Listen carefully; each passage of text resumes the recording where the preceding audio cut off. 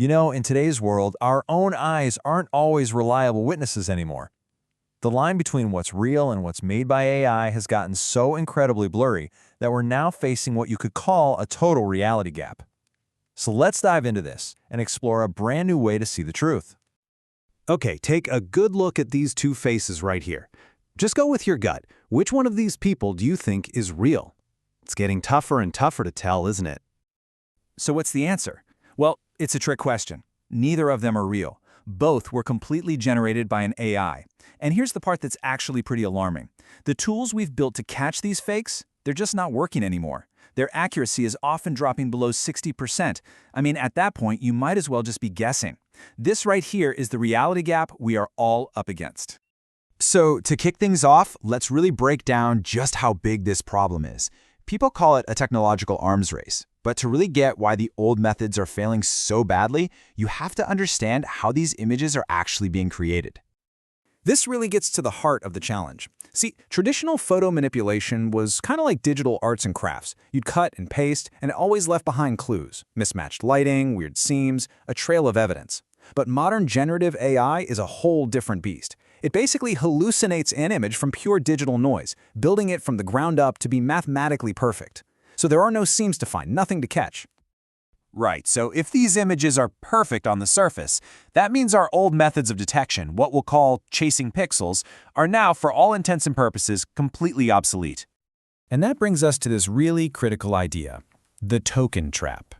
This is where all the conventional detectors get stuck. They're programmed to analyze the visual syntax, the textures, the edges, the individual pixels. But the problem is, generative AI has become an absolute master of syntax. It can mimic skin texture or the way light hits a surface so flawlessly that it fools these detectors pretty much every single time. So the takeaway here is that we need a whole new way of seeing. The old way, this syntactic analysis, is just asking, does this look right?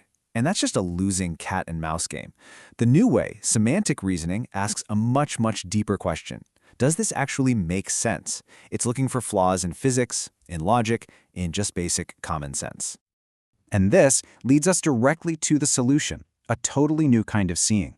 It's a huge paradigm shift away from looking at pixels and towards looking at physics and logic. This quote just nails it. This is the core philosophy. We have to stop chasing pixels. We have to start questioning the reality the image is trying to show us, Does that shadow fall in the right direction? Is that person's anatomy even physically possible? That's where these fakes start to fall apart. So this new way of thinking is formalized in something called the Cesare Protocol, and the engine that powers it is an algorithm called VITA VQ. Now, the key thing to get here is that this is not just another detector looking for glitches. No, it's a reasoning engine. It's been designed from the ground up to analyze if an image is actually consistent with the real world. So how does it actually work? I mean, how can an algorithm possibly understand physics? Let's break down the tech behind it. Okay, the core technology is called VLGPA. Now, the AI that creates the deepfakes, that's what we call generative. Its job is to generate pixels. This technology is the complete opposite. It's non-generative. Its job isn't to create anything. Its job is to understand. So instead of just learning what pixels look like next to each other, it learns these abstract concepts about the world. It actually builds an internal model of physics, learning how light creates shadows, how gravity works, and, how human anatomy is supposed to fit together. Here's how it thinks. First, it takes the image and projects it into a conceptual space. You can think of it like it's separating what it looks like from what it means. Then, using that world model it's built, it predicts what should be happening in the picture. For example, it'll see a light source over here and predict exactly where a shadow must fall over there. And finally, it calculates the difference between what's actually in the image and what the laws of physics demand. A big difference, that's a huge red flag for a fake. So, what do you get at the end of all this analysis? Well, you get a single, easy-to-understand number. It's called the VQ score, and it's designed to literally measure truth. So instead of just getting back a simple real or fake label, you might see something like this, a veracity quotient, or VQ, of 38%. But what does that number actually mean?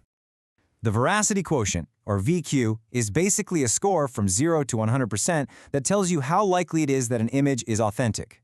What's so important about this is that it's not a simple real or fake light switch. It's a spectrum of truth. This allows for a lot more nuance. It can tell the difference between a photo that's been slightly touched up and a complete, from-scratch fabrication. And here's how you read it. It's really simple. A score up in the 90s, that means it's verified authentic, you can trust it. But a score like that 38% we just saw, that lands squarely in the likely synthetic or heavily altered category. It gives you clear, actionable information about how much you can trust what you're seeing. You know, this whole thing isn't just about debunking fakes one by one. The much bigger mission here is to fundamentally re-engineer the way we trust everything we see online. The whole goal of Project VITA, which is built on this protocol, is to fight back against this erosion of our shared reality.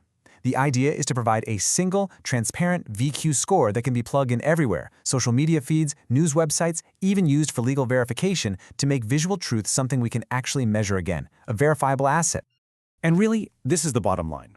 In a world where generative AI can create literally any reality you can imagine, our focus just has to shift.